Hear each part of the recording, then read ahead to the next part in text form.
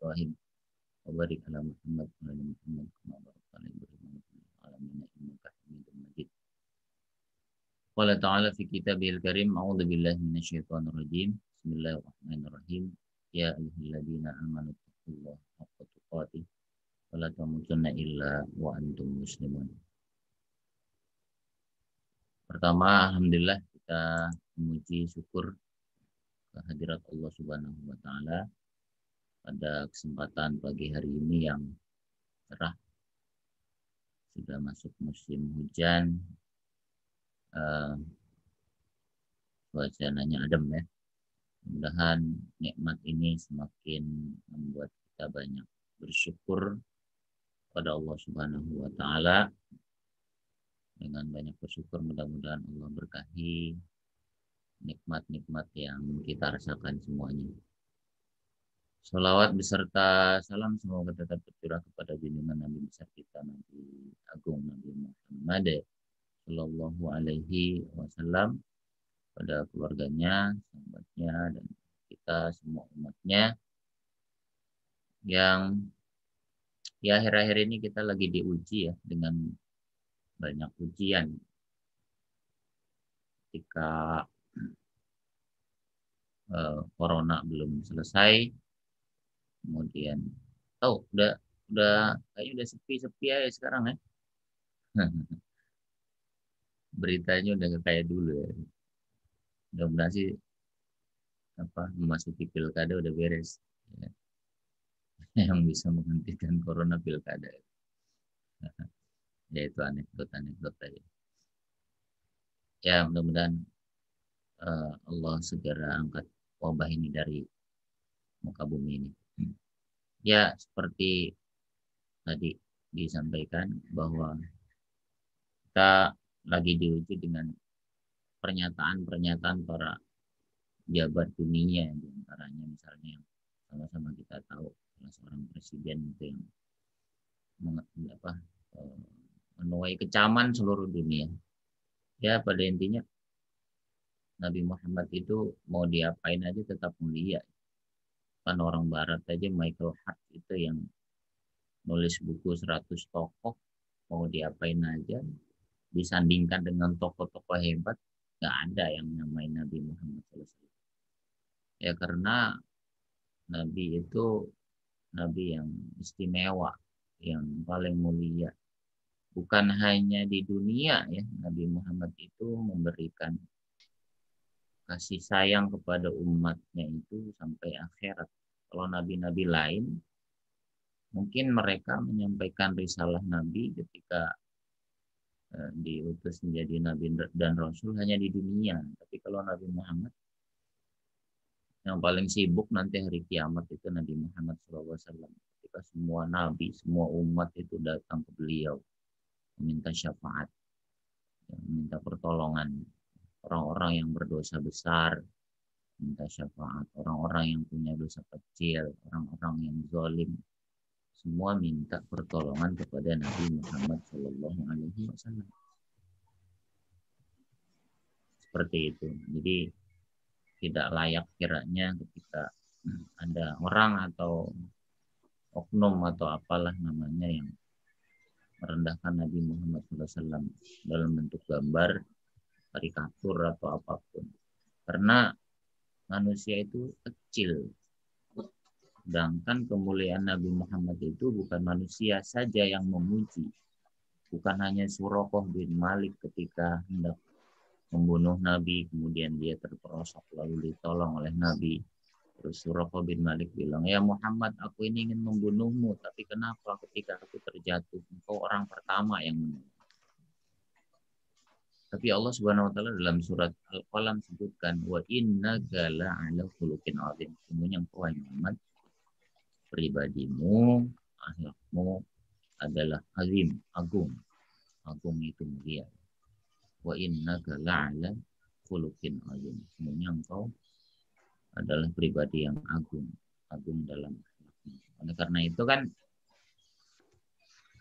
penulis buku yang 100 tokoh itu Michael Hart bilang dua hal yang menyebabkan Nabi dinobatkan sebagai tokoh pertama nomor satu dari 100 tokoh yang berpengaruh di dunia itu karena yang pertama akhlaknya itu, moralnya, perilakunya itu nggak ada yang menyamai. Nabi itu turun langsung ketika berperang. Nabi merasakan luka, Nabi merasakan kelaparan, Nabi kesulitan, Nabi diusir. Itu Nabi Muhammad SAW. Terus yang kedua, katanya Al-Quran. Al-Quran itu mukjizat yang abadi sepanjang zaman. Tidak ada perubahan, tidak ada pemalsuan. Kalau ada pemalsuan atau perubahan cepat diketahui karena banyak orang-orang yang menghafal Al-Quran, banyak para ulama yang meneliti Al-Quran. Al-Quran solihun likulli zaman wa makan, yang selalu tepat di setiap waktu dan tempat untuk dipelajari. Baik, itu intro saja menyikapi kondisi yang berkembang saat ini. Ya mas kalian, masih dalam kajian kitab At-Tadhkirah. Sebentar saya share apa ini screen-nya. Baik, kelihatan situ ya. Kita sekarang masuk yang keempat ya, slide atau kajian yang keempat dalam catatan saya. Mereview kan lalu Imam Al-Qurtubi itu menyebutkan tentang bagaimana orang kalau sudah ditakdirkan meninggal dunia, dia akan menuju ke tempat tersebut ya, meskipun awalnya tidak ada keinginan, tapi ketika Allah sudah tentukan dia meninggal dunia di tempat tersebut, dia akan meninggal dunia di sana. Terus berikutnya kajian sebelumnya adalah ketika beliau menyebutkan tanda-tanda orang yang su'ul khotimah atau husnul khotimah, yang ending hidupnya itu dalam ketaatan atau ending hidupnya dalam kemaksiatan. Itu juga disebutkan oleh beliau. Juga terakhir itu disebutkan tentang bagaimana hukum ya, hukum membaca Al-Quran di sisi kubur si mayit ya. Ada dua pendapat yang membolehkan dan yang melarang. Imam Syafi'i dan kalangan Hanabilah atau Imam Ahmad bin Hambal dan pengikutnya itu membolehkan. Bahkan Imam Syafi'i itu menyebutkan wa in khatamu, kalau dihatamkan bahwa hasanun, maka itu lebih baik. Karena ada orang-orang Ansor dahulu ketika ada yang meninggal di antara mereka, mereka membacakan Al-Quran di sana. Dan membacakan Al-Quran itu bagian dari bertawassul ya, memberikan kebaikan bagi orang yang sudah meninggal dunia. Nah, kemudian Abdullah bin Umar juga melakukan itu ya, menyebutkan kepada para sahabat bahwa Abdullah bin Umar ketika ada seorang keluarganya meninggal dunia, beliau membacakan Al-Quran di sisi kuburnya. Kelompok yang membolehkan. Kelompok yang melarang itu kalangan Hanafiyah ya, dan ulama-ulama kontemporer dari Saudi Arabia, terutama Majelis Ulama Saudi Arabia yang melarang bahwa itu adalah perbuatan yang tidak diajarkan oleh Rasulullah SAW. Ala kulli hal, tinggal diambil mana yang senang aja sih ya. Karena dalil-dalil itu jika dikompromikan juga bisa ketemu ya. Tapi kalau masing-masing mengambil pendapat tidak sampai, ya itu kita legowo sajalah memberikan pendapat atau menghormati pendapat yang berbeda. Karena kalau dipertajam itu perbedaannya memang tajam sekali, tajam sekali. Salah satu dalil yang membuat boleh itu ketika Nabi SAW melewati sebuah tempat, dan di mana tempat itu ada dua kubur yang Nabi tahu, diberitahu oleh malaikat bahwa dua kubur itu sedang disiksa. Salah satunya karena tidak cebok ketika selesai kencing, yang kedua ketika dia suka mengadu domba. Kemudian Nabi mengambil pelepah kurma terus ditancapkan di dua kubur itu. Terus Nabi bilang kepada para sahabat bahwa mudah-mudahan ini bisa meringankan azab keduanya selama belum kering. Nah, para ulama yang membolehkan kemudian mengambil pendapat bahwa pelepah kurma saja itu bisa meringankan azab kubur ketika didoakan oleh Nabi SAW, apalagi ini adalah Al-Quran. Al-Quran tentu lebih mulia dari pelepah kurma. Itu pekan lalu ya. Nah, sekarang kita akan masuk ke kajian tentang ini. Bab tentang bab mayat bangul mayitu ila qabrihi wa ba'da mautihi wa mayat wa ma'ahu fihi. Bab apa yang mengikuti si mayit dalam kubur dan apa yang ditinggalkannya. Ini ada sebuah hadis yang disampaikan oleh Anas bin Malik. An Anas bin Malik qala Rasulullah sallallahu alaihi wasallam yasba'ul mayyita salasatun wa yarji'u isnani wa yabqa ma'hu wahidun yatba'uhu ahluhu wa maluhu wa amaluhu wa yarji'u ahluhu wa maluhu wa yabqa amaluhu. Dari Anas bin Malik berkata, telah bersabda Rasulullah SAW 3 hal yang akan mengikuti mayit ke alam kubur, yaitu keluarganya, hartanya, dan amalnya. 2 hal atau 2 hal yang disebutkan tadi akan kembali. Apa yang akan balik? Keluarga dan hartanya. Dan 1 hal yang akan tetap bersamanya itu amalnya. Jadi amal itu penting. Ya. Amal ibadah itu penting karena dia yang akan dibawa ke alam kubur. Terus ada yang bilang harta nggak dibawa mati, ya kan? Harta nggak dibawa mati. Tergantung harta yang mana. Kalau harta yang diinfakkan, disedekahkan di jalan Allah, dia akan mengikuti. Harta yang disedekahkan itu ya ibarat amal, ya. Masuk dalam kategori amal soleh. Ya, kemudian keluarganya berarti keluarga itu anak-anaknya, keluarganya yang mendoakan si mayit. Ya. Doakan selesai sholat fardu, ya.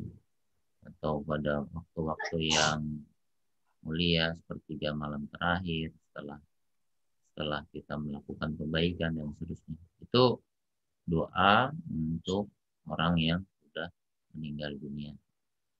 Ini yaitu keluarganya, hartanya, dan amal solehnya. Kemudian Ibnu Hajar al-Asqalani berkata, qauluhu yatba'u ahluhu wa maluhu wa amaluhu hada yaqa'u fil aghlab wa rubba mayyitin la yatba'u illa amaluhu faqat. Mayit akan diikuti oleh keluarganya atau diantarkan oleh keluarganya, harta dan amalnya adalah umum. Ya. Bisa jadi ada mayit yang hanya diikuti oleh amalnya saja tanpa membawa harta dan keluarganya. Ya kalau orang yang, mohon maaf ya, kecelakaan di pesawat, nggak ada yang tahu. Kemudian tenggelam atau terbakar yang nggak ketahuan. Ya, makanya kalau kita menyaksikan proses seorang mayit atau jenazah yang dilakukan dengan sempurna, ya misalnya keluarganya datang, sahabat-sahabatnya datang, dia diantarkan ke kuburan, kita itu seharusnya mengambil sisi positif. Dia yang kita hadiri disaksikan oleh semuanya, sementara kita kan belum tentu. Tidak semua orang mendapatkan kemuliaan seperti itu. Dihadiri oleh teman-temannya, keluarganya, diantarkan ke kuburan, prosesinya lengkap. Ada orang yang mati nggak ketahuan. Ada yang meninggal tapi keluarganya nggak boleh. Kayak korban COVID itu kan keluarganya nggak boleh. Meskipun dalam konferensi pers terbaru seharusnya ada keluarganya yang boleh. Menurut Majelis Ulama Indonesia karena keluarganya yang tahu bagaimana dia atau kondisi psikologis keluarganya. Itu Majelis Ulama Indonesia harusnya ada perwakilan ya. Jangan diserahkan begitu saja. Yang penting menggunakan APD lengkap dan eh, menjaga kemungkinan tertular seperti itu. Ya sebagai penghormatan terakhir dari keluarganya, masa nggak boleh sih kayak gitu. Nih, terus lanjut. Ini ada disebutkan juga oleh Imam Al-Qurtubi. Wa kharaja al-Imam Abu Abdullah Muhammad bin Yazid Ibnu Majah Al-Qazwaini fi sunanihi min hadis Az-Zuhri. Jadi Imam Qazwaini dalam sunannya, dalam hadis Az-Zuhri juga disebutkan oleh Abu Hurairah. Qala Rasulullah sallallahu alaihi wasallam, Rasulullah bersabda, "Inna mimma yalhaqul mu'min min amalihi wa hasanatihi ba'da mautihi ilman 'allamahu wa nasyarahu." Jadi ilmu yang diamalkan, disebarluaskan, awala dan solihan atau anak soleh, atau mushafan waratau atau mushaf yang diwariskan atau diwakafkan. Jadi wakaf Al-Quran boleh, wakaf Al-Quran ke masjid, ke pesantren. Oh masjid dan banahu atau masjid yang dibangun. Dibangun itu ada dua pengertian, bangun secara fisik dan membangun memakmurkannya, mengisi dengan kegiatan-kegiatan, memakmurkan dengan beragam aktivitas dakwah kebaikan, itu membangun masjid namanya.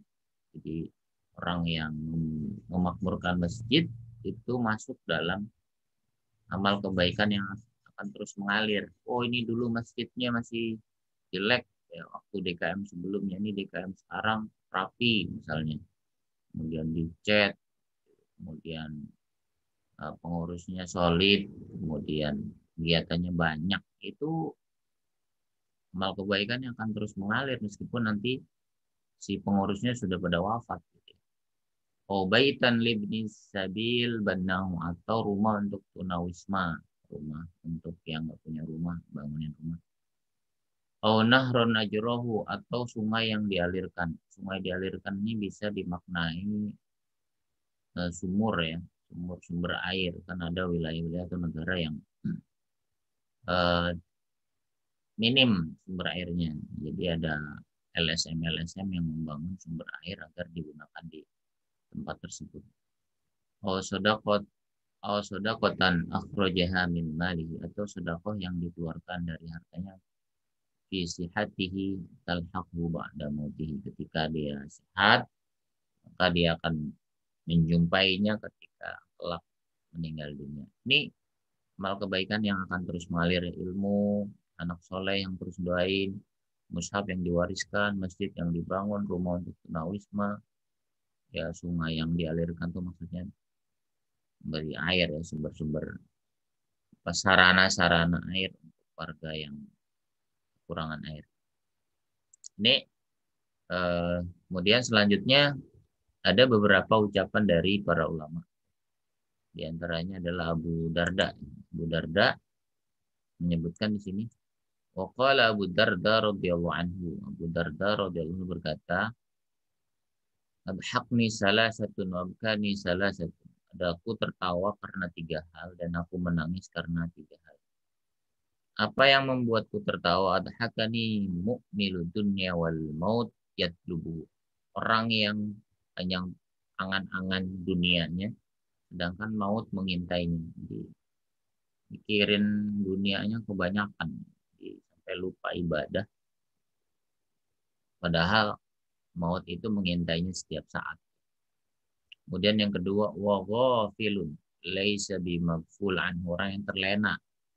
Terlena itu ya lalai, santai-santai. Anak muda sekarang santuy, santuy, santuy itu santai, santai, nggak mau capek, hidup enak, makan enak, mati masuk surga katanya. Itu filosofi anak-anak muda sekarang. Hidup banyak duit, santai-santai, kagak usah ibadah, mati masuk surga. Surganya siapa? Ya. Wadhahikun bimil fihi la yadri aradallahu am asqatahu. Orang yang tertawa terbahak-bahak sedangkan ia tidak tahu Allah ridho atau tidak. Jadi Nabi Muhammad SAW itu kalau tertawa itu madhkuhu illa tabassuman dalam kitab Syama'il Muhammadiyah. Nabi itu nggak ketawa kecuali senyum. Senyum. Senyumnya Nabi itu ketawanya Nabi itu sampai terlihat gigi seri, gigi depannya itu ketawanya Nabi. Kalau kita lihat kan mungkin di tayangan-tayangan media, ketawa sampai terpingkal-pingkal, terbahak-bahak. Itu dilarang. Ya. Maka kata Abu Darda, eh, orang yang tertawa terbahak-bahak sedangkan dia tidak tahu Allah ridho atau tidak. Seperti itu.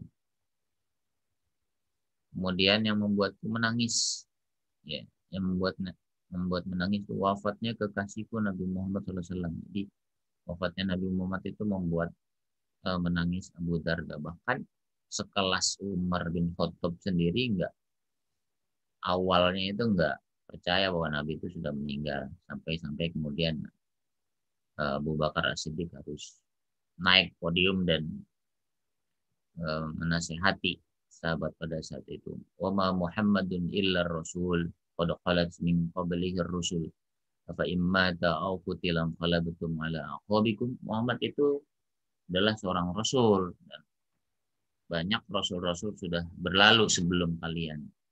Lalu kalau Muhammad itu meninggal, apakah kalian akan balik lagi ke zaman jahiliyah, akan balik lagi ke agama sebelum kalian?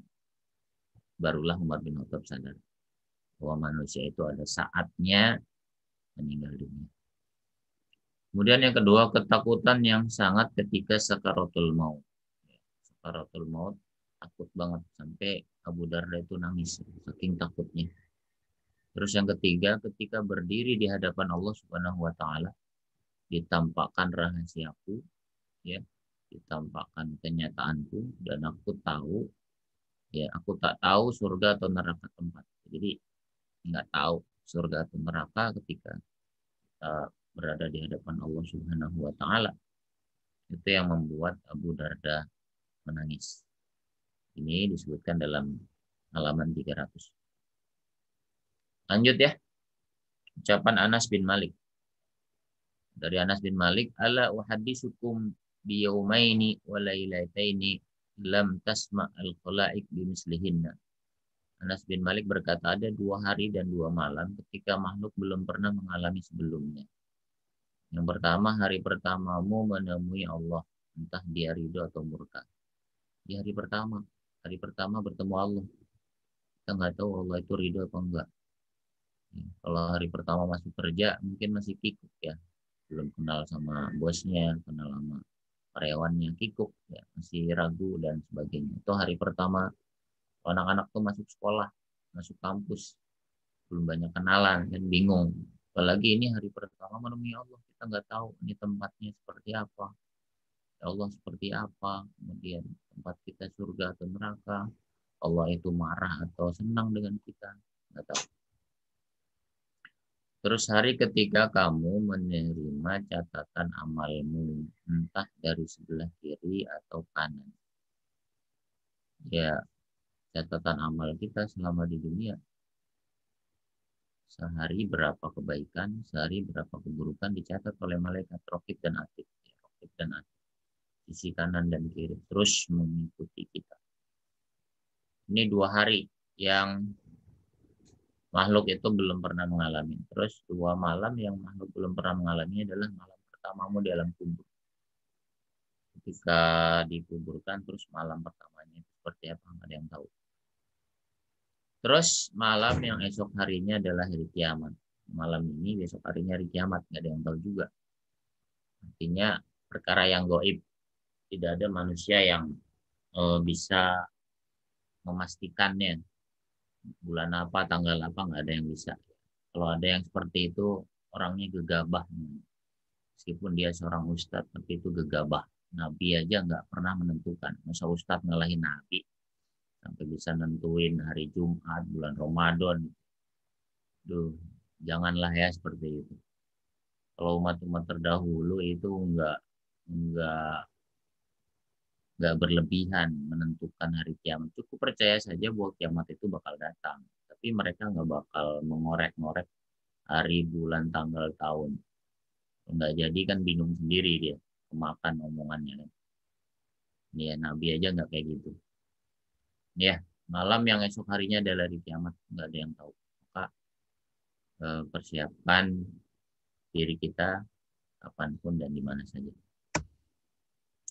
Kemudian di sini disebutkan ada hadis dari Imam Abu Daud ya.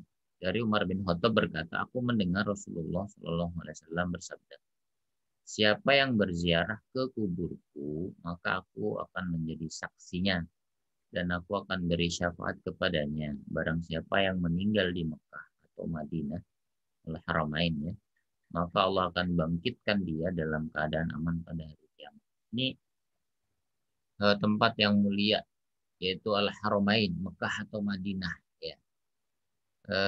Bersyukur kita mulai 1 November itu sudah boleh umroh ya. Ini bapak-bapak yang udah daftar, siap-siap ya ke Pak Ketua DKM. Siap-siap. Ya, meskipun belum full semua ya. Tapi ini nikmat yang disyukuri. Ya siapa yang berziarah ke kuburku maka aku akan menjadi saksinya. Berziarah di Masjid Nabawi ya, ada kuburnya Rasulullah SAW. Itu menjadi saksi bahwa aku akan beri syafaat kepadanya. Mudah-mudahan ya Allah mudahkan. Dan barang siapa yang meninggal di Mekah atau Madinah maka Allah akan bangkitkan dia dalam keadaan aman. Ini milih ya. Milih seperti ini boleh nggak ya? Kalau berdasarkan hadis ini boleh-boleh aja.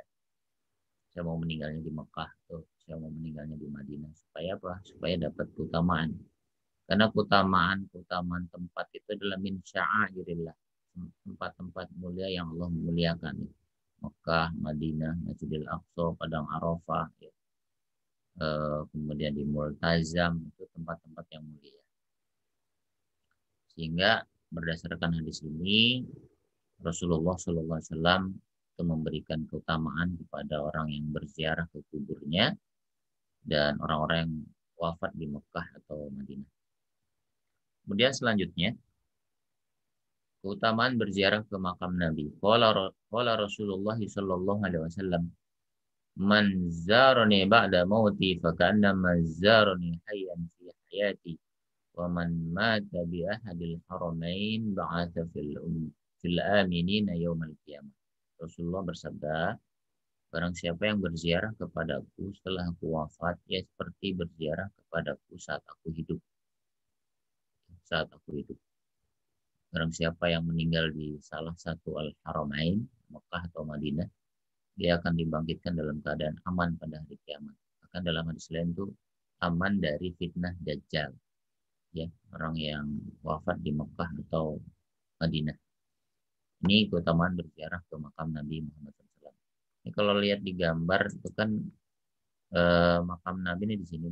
Makam Nabi, yang kubur Nabi, kubur Abi Bakar. Ini makamnya Abu Bakar, kubur Umar bin Al-Khattab. Umar bin Khattab di sini makamnya. Ini makam Rasulullah, ini Abu Bakar, ini siapa? Umar bin Khattab. Ini dijaga ya sama askar. Nggak boleh lama-lama doanya di sini karena macet. Selanjutnya, hadis riwayat Tirmidzi. Qala Tirmidzi an Ibnu Umar radhiyallahu anhu anna Nabiy sallallahu alaihi wasallam qala man istata'a an yamut bil Madinah falyamut biha fa inni asfa' liman mata biha. Dari Ibnu Umar radhiyallahu anhu bahwasanya Nabi sallallahu alaihi wasallam bersabda, barang siapa yang bisa meninggal di Madinah maka meninggallah di sana karena aku akan memberi syafaat bagi sesiapa yang meninggal di sana. Ya, misalnya lagi berziarah, lagi haji atau umroh meninggal di sana. Ya, Allah Subhanahu wa taala hanya akan melihat doa-doa yang tulus dari hati hambanya. Ya, ada yang minta meninggal di sana, meninggalnya di Indonesia, ada juga. Ada yang eh, tidak berniat meninggal di sana, meninggal di sana. Yaitu takdir dari Allah Subhanahu wa taala. Kemudian Umar bin Khattab berdoa. Wafil Muwatta, dari kitab Muwatta, dalam kitab Muwatta diterangkan anna Umar radhiyallahu anhu, Umar bin Khattab radhiyallahu anhu Kana yaqul, ya berdoa, Allahumma rzuqni syahadatan. Ya Allah, berilah rezeki kepadaku mati syahid di jalanmu. Wa wafatan fi baladi nabi, dan wafat di negeri nabimu. Jadi di Mekah atau Madinah. Ini Umar bin Khattab doanya kayak gitu. Jadi boleh berdoa, ya, boleh berdoa misalnya, ya Allah wafatkan saya di Mekah atau Madinah. Ya boleh. Umar bin Khattab ini berdoa buktinya seperti itu. Agar apa? Agar diberikan kemuliaan. Kemuliaan tempat-tempat yang Allah muliakan, Allah sucikan, tanah suci. Terus berikutnya ini poin yang kedua. Kalau tadi poin yang pertama memilih tempat, ini yang kedua memilih kubur yang dekat dengan orang soleh. Bab yakhtaru lil mayit qaumun sholihuna yakunu ma'ahum. Memilih kubur yang dekat dengan orang soleh. Ini dari hadis dari Ali bin Abi Thalib radhiyallahu anhu berkata, amarona Rasulullah sallallahu alaihi wasallam an nudfan mautana wasatu qaum salihin fa innal mauta yata'adzuna bil jarisu kama yata'adza bihil ahya. Rasulullah SAW memerintahkan kepada kami agar menguburkan mayit di tengah kaum yang soleh, karena mayit tersiksa dengan tetangga yang buruk seperti semasa hidupnya. Ini menarik ya. Jadi makanya di pemakaman di kita kan dipisahkan mana muslim mana non muslim ya. Ini kuburan muslim, ini kuburan non muslim. Ini salah satu mungkin terinspirasi dari hadis ini.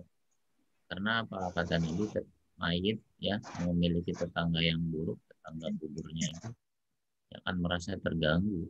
Ya, kayak misalnya kita punya tetangga sebelah rumah nyetel musiknya kencang-kencang, terus teriak-teriak, gonjreng-gonjreng sampai malam, terus keluar kata-kata kotor, berantem, ya, nangis misalnya dan sebagainya.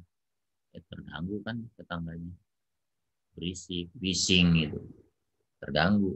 Kata Nabi, sebagaimana orang terganggu dengan tetangganya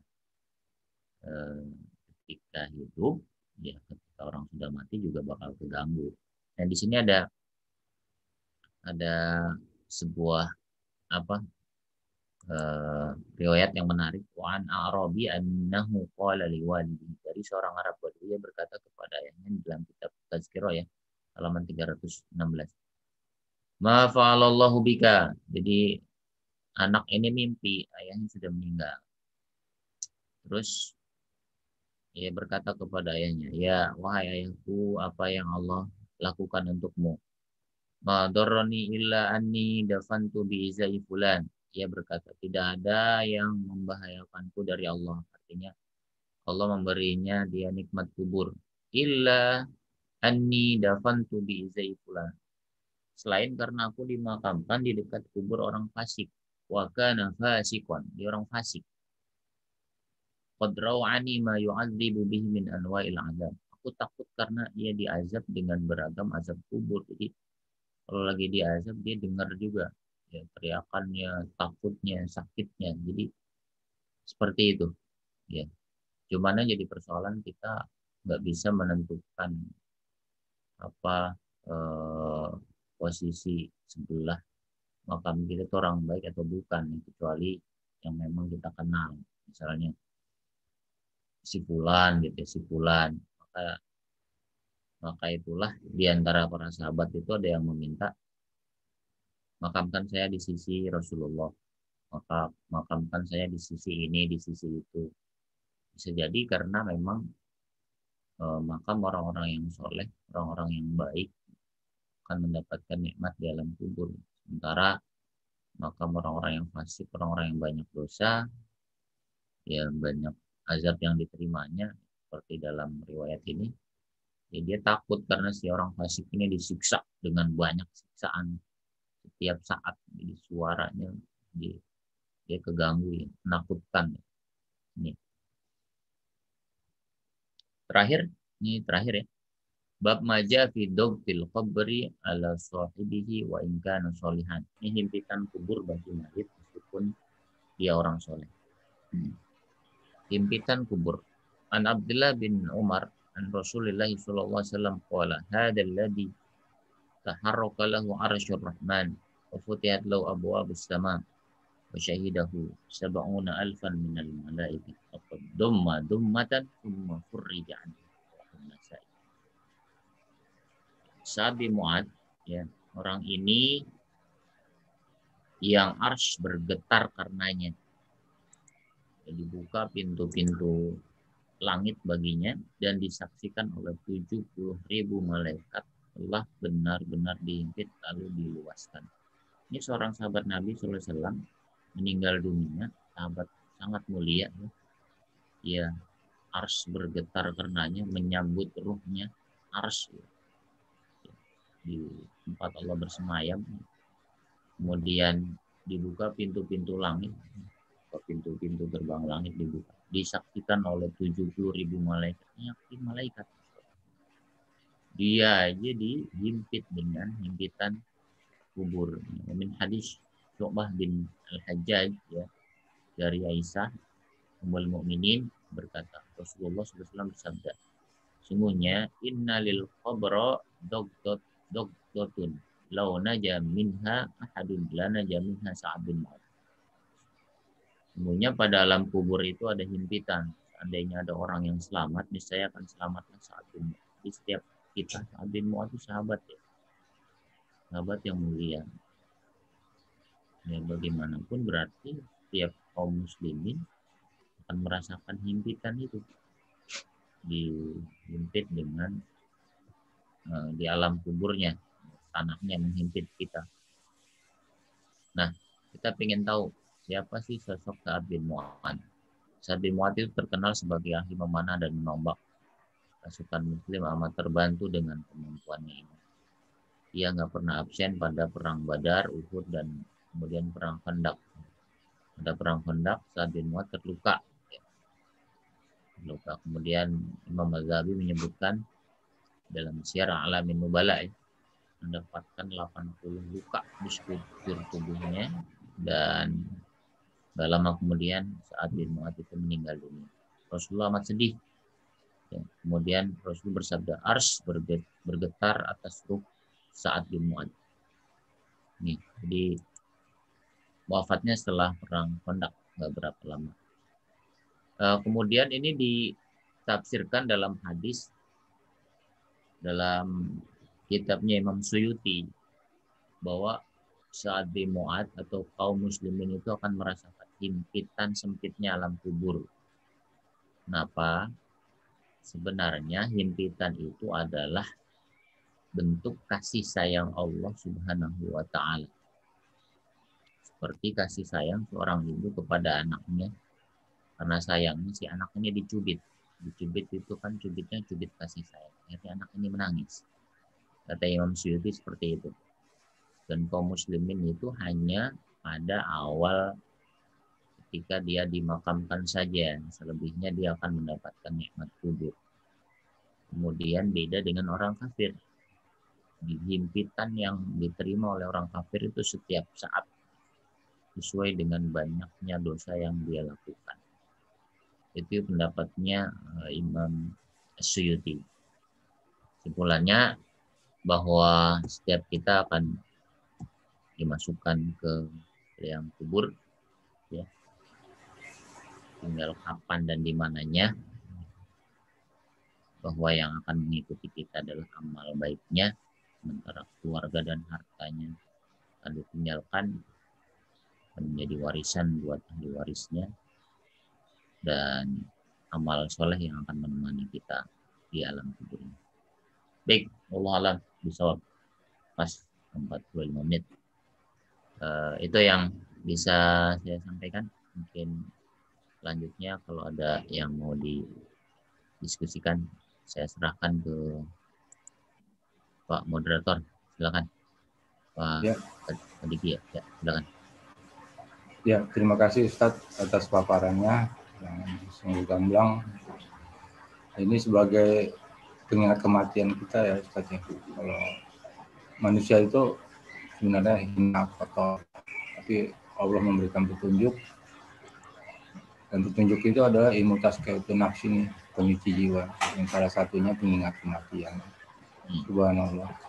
Jadi begitu paparan Ustaz tadi bab pertama tentang kita bagaimana kita harus membawa bekal dalam kematian, yang salah satunya adalah kita dapat mengunjungi Mekah ya, Makam Rasulullah. Saya berdoa sih semoga jamaah yang mengikuti kajian spiritual ini dapat pergi ke Mekah baik umroh maupun haji. Amin. Yang kedua juga dimakamkan di sebelah orang soleh. Jadi konsep makam yang ada sekarang ini sepertinya sudah mengadopsi dari kitab ini ya Ustaz ya. Jazakallah khairan katsira atas paparannya Ustaz. Ini kelihatannya kita langsung ke sesi tanya jawab ya Ustaz ya. Silakan. Dari Pak Amin ya. Pak Amin bertanya, Afwan, kita kenal ada amal jariah. Bagaimana dengan dosa jariah? Nauzubillah min dzalik. Bagaimana menguranginya ketika kita sudah meninggal? Syukron Ustaz. Silakan Ustaz dijawab. Baik. Amal jariah dan dosa jariah.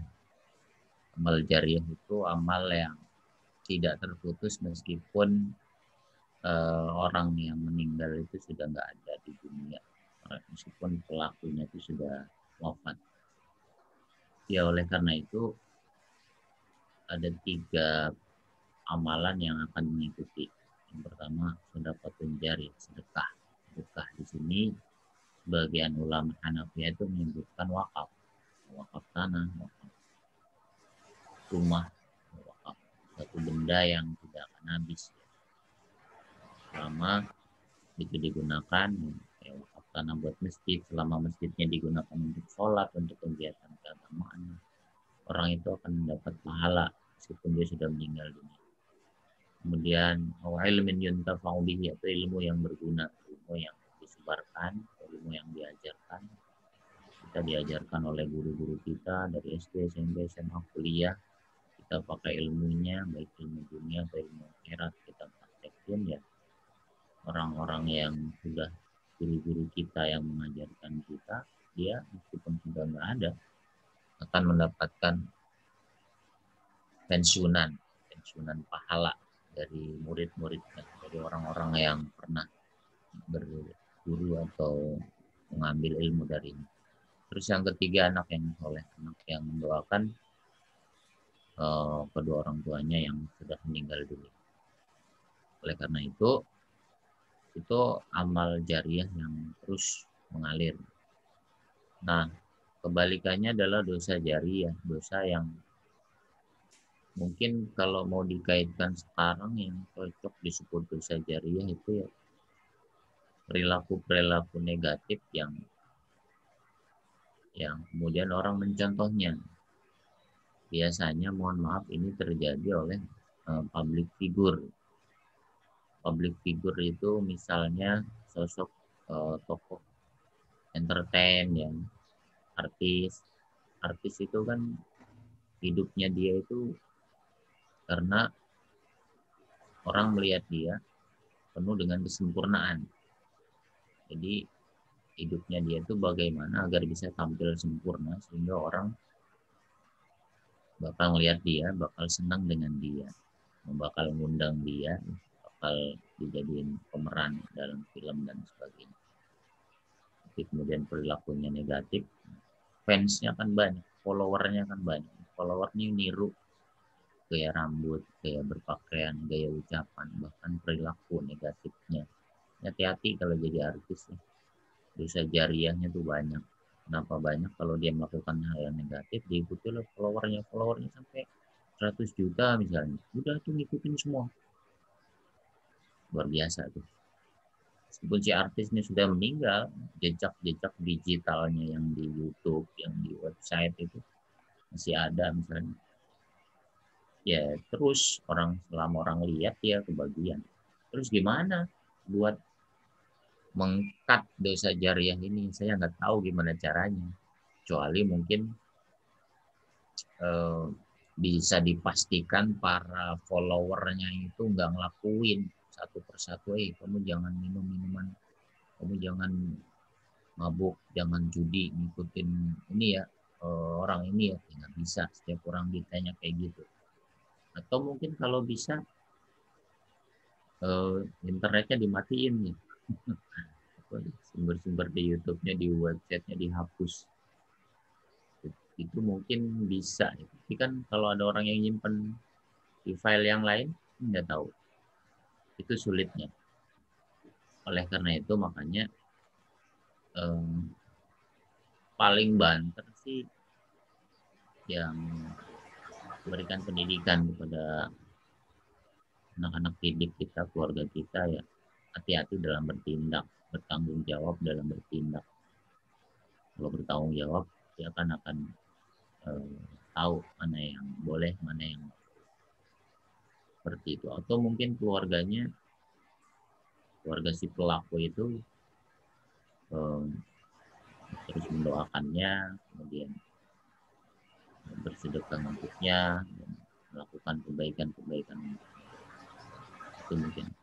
Itu mungkin jawaban saya nggak tahu pasti tentang gimana menghapus dosa jari ya. Kalau dosa pribadi kan tinggal minta ampun sama Allah Subhanahu wa taala.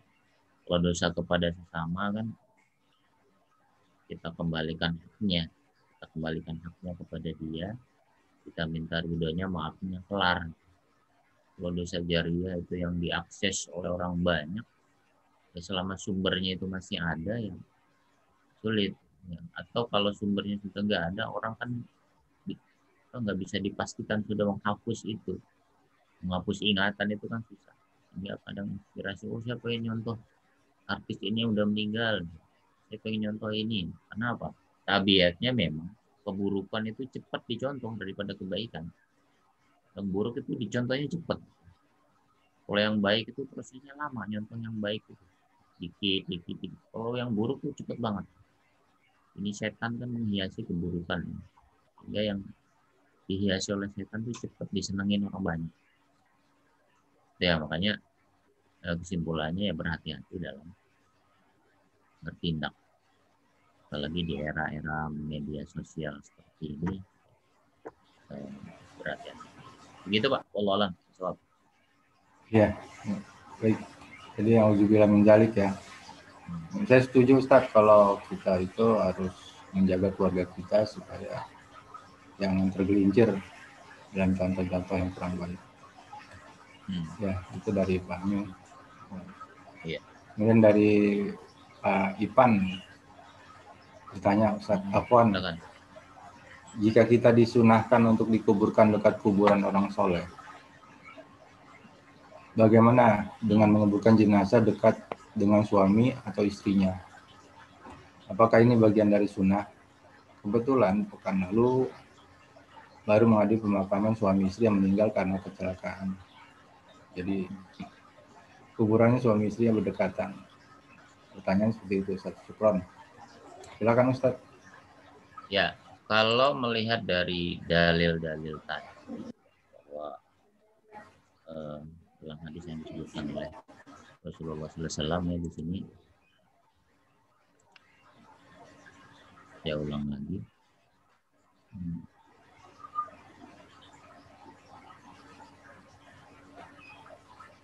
Ya, bahwa orang-orang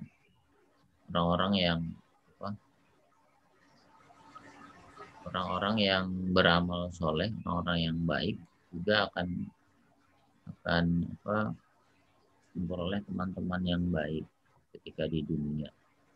Artinya teman-teman atau tetangga yang baik itu memberikan kebaikan di dunia, dan orang tetangga kubur yang buruk juga demikian berdasarkan hadis tadi. Maka kalau diambil hikmahnya dari hadis itu, ya tidak terlarang jika kemudian suami atau istri siapa yang duluan ya minta dikuburkan di sini, karena dia tahu suaminya atau istrinya itu orang baik, orang soleh. Seperti itu, tidak dilarang.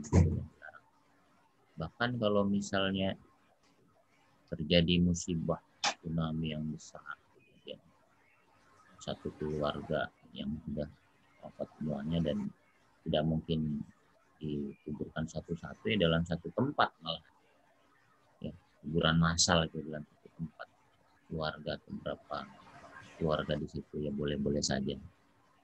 Nah sehingga meminta dikuburkan di sebelah orang soleh ya boleh-boleh saja berdasarkan hadis tadi, karena memang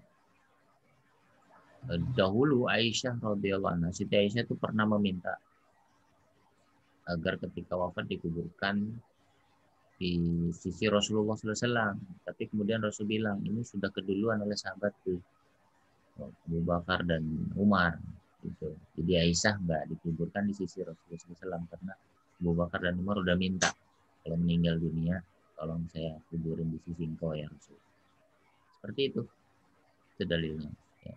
Sehingga ya itu yang apa terinspirasi dari hadis yang tadi disebutkan. Jadi tidak mengapa, tidak terlarang, artinya dibolehkan. Seperti halnya ketika Aisyah meminta pada Nabi untuk dikuburkan di samping. Tapi karena Abu Bakar dan Umar sudah lebih dahulu, ya Aisyah untuk dikuburkan di samping Rasulullah adalah Abu Bakar dan Umar. Allah alam. Ada lagi Pak? Jangan Pak. Iya Pak, Ustadz ya. Jadi pertanyaan dari Pak Ipan sama Pak Amin, jazakallah khairan Ustadz atas jawabannya. Ya. Yang berikutnya dari Bapak Ilhan Abdul, ini tentang ahli waris setelah meninggal nih Ustaz. Jadi beberapa saat lalu ada beberapa orang dekat meninggal. Dan kebetulan yang meninggal adalah kepala keluarga. Apakah benar jika seorang ayah atau kepala keluarga meninggal, yang bertanggung jawab menafkahi setelahnya adalah keluarga dari ayahnya? Silakan Ustaz. Ya. Terkait dengan orang yang meninggal dunia. Orang yang meninggal dunia itu kalau sebuah keluarga kan tentu ada keluarga yang ditinggalkannya. Misalnya bapaknya meninggal, tentu ada bapak, ibu, dan seterusnya. Nah ini terkait dengan persoalan nafkah, jika si kepala keluarganya meninggal, sebenarnya kalau terkait dengan wali dalam pernikahan siapa yang terlebih dahulu untuk memberikan wali dalam sebuah keluarga ketika menikah adalah keluarga kandung terlebih dahulu. Misalnya adiknya, kakaknya, yang bapaknya sudah meninggal. Kemudian anak pertamanya sudah sukses, ya udah itu keluarga inti dulu yang wajib untuk memberikan nafkahnya seperti itu. Tapi kalau emang masih kecil-kecil dan belum ada yang bekerja, ya misalnya meninggal dalam usia muda si bapaknya itu, maka keluarga dari kedua belah pihak dari bapak ya atau ibunya harus ikut dalam membantu ya perekonomian si keluarga yang ditinggal wafat oleh bapaknya itu tadi. Jadi bukan hanya keluarga bapaknya, ya, keluarga ibunya juga kan. Pernikahan itu bukan hanya satu keluarga, tapi keluarga dari bapak, keluarga dari ibu. Seperti itu. Untuk saling membantu. Nah, oleh karenanya, kalau hanya dibebankan kepada keluarga ayahnya, ya kalau keluarga ayahnya itu mampu, ya uangnya banyak, hartanya banyak. Kalau nggak mampu kan kasihan juga. Nah, kalau ada yang bilang wajib menafkahi itu, saya pikir dari dua belah keluarga itulah yang harus bertanggung jawab. Nah, kalau misalnya dua belah keluarga itu nggak ada yang bertanggung jawab, kaum muslimin, ya kaum muslimin yang harus bertanggung jawab. Bagaimana caranya? Nah, itulah fungsi-fungsi dari zakat, infak, dan sedekah. Seperti itu. Zakat, infak, dan sedekah untuk membiayai mereka yang keluarganya sudah ditinggalkan. Karena memang kalau nggak ada sosok ayah atau sosok ibu ya kasihan, kasihan kalau ditinggalkan dengan begitu. Itulah pentingnya bagaimana kita menjalin hubungan kekerabatan dengan keluarga kita ya, biar nggak putus hubungan persaudaraan. Seperti itu ya. Jadi pertanggungjawabannya yang pertama ya keluarga intinya, terus keluarga kedua belah pihak, terus yang ketiga kaum muslim. Gitu ya, Allah. So, lanjut Pak, ada lagi Pak? Ada Pak. Dari Pak Sustrisno, Ustaz. Iya, silakan. Tentang amal jariah. Bagaimana amal-amalan yang banyak amalnya dan baik hubungannya dengan yang lain, maksudnya bersosial ya. Tapi ibadah rutinnya kurang, Ustaz. Apakah termasuk sedekah jariah yang dilakukan oleh bersangkutan? Baik. Kalau saya bacakan bagaimana amalan-amalan dari yang banyak amalnya juga sama. Baik dalam hubungan dengan yang lain, tapi di sisi lain ibadah rutinnya kurang. Amal di sini kalau mungkin yang dimaksud oleh Pak Sutrisno itu sedekah ya. Ya, kalau amal di sini dimaksud sedekah begini. Jadi sebagai muslim kita itu diwajibkan melakukan amal-amal yang wajib. Ini yang prioritas dulu. Wajib itu kan kalau dikerjakan berpahala, ditinggalin dia dosa. Wajib. Di bawahnya wajib itu apa? Sunnah. Sunnah itu dikerjain berpahala, ditinggalin tidak berdosa. Sedekah ini ya dalam kategori ini sunnahnya itu. Jadi yang penting wajibnya jangan ditinggalin. Nah, maksudnya ibadah rutin ini kalau yang dimaksud itu dia sholatnya nggak sempurna dalam arti zuhur sholat, asar enggak dan sebagainya, ya ini orang seperti ini harus diperbaiki dulu amalan wajibnya dulu, karena wajib itu yang utama ya. Yang utama tuh kayak kita orang Indonesia kan masih makan itu nasinya. Kalau nggak ada nasi lauknya doang kan nggak kenyang. Ya seperti itu. Jadi nasinya harus ada dulu. Kalau mau dikaitkan atau dikiaskan dengan nasi. Jadi sholatnya berarti harus dilakukan lebih dahulu, sholat wajib ya dari 5 waktu itu. Nah kemudian perkara yang sunnah adalah sholat sunnah atau amalan-amalan sunnah. Itu posisinya yang kedua. Oleh karenanya kalau misalnya orang itu sedekahnya banyak banget tapi sholatnya nggak pernah atau sholatnya jarang, kadang sebulan 2 kali, ya ini dosa meninggalkan wajibnya lebih besar dari amalan sunnahnya. Kalau amalan sunnah kan nggak dikerjain nggak apa-apa, tapi kalau amalan wajib ya dosa itu. Seperti itu. Maka tipsnya ya berarti dia sholat wajibnya di rutinkan ya. Kalau yang dimaksud rutin itu berarti dia harus 5 waktu sehari, bukan hanya 3 waktu sehari, baru sedekah jariah. Nah terkait dengan bagaimana kelak di akhirat proses hisabnya, wallahu alam, yang jelas kedudukan yang wajib itu lebih prioritas daripada yang sunnah. Meskipun si bapak ini bersedekah 1 triliun setiap hari, tapi dia sholat subuh doang, sholat zuhur doang, yaitu dosa meninggalkan sholat itu lebih besar dari pahala amal sedekah dia yang tiap hari itu 1 triliun. Artinya dalam Islam itu wajib dulu selesaiin, baru yang sunnah. Sunnah dulu, baru yang mubah. Seperti itu, Pak Sutrisno. Kalau disebut sedekah jariah ya jelas kalau memang dia buat wakaf masjid, buat ini. Tapi kemudian kembali bahwa proses perhitungannya itu di sisi Allah Subhanahu wa taala yang akan memperhitungkan dengan seadil-adilnya. Tapi dalam kacamata hukum syariat bahwa yang wajib itu lebih wajib, lebih prioritas dibanding yang sunnah. Yang dimaksud prioritas di sini ya wajibnya jangan sampai sholat wajibnya hanya 1 kali, ya harus 5 kali. Seperti itu. Wallahu alam bisawab. Cukup Pak, habis. Kelihatannya sudah tidak ada pertanyaan lagi, Ustaz. Akhirnya kita sudah di ujung acara ini. Sebelum kita tutup kajian ini, saya selaku MC mohon maaf apabila ada kata-kata yang kurang berkenan dan kurang zaman dalam spiritual ini. Kami juga mengucapkan terima kasih waktunya atas pada jemaah yang sudah hadir dan kepada Ustadz Fauzan yang memaparkan materinya. Semoga ini menjadi catatan amal dari Allah Subhanahu wa taala. Untuk selanjutnya mohon doanya Ustadz sebelum ditutup.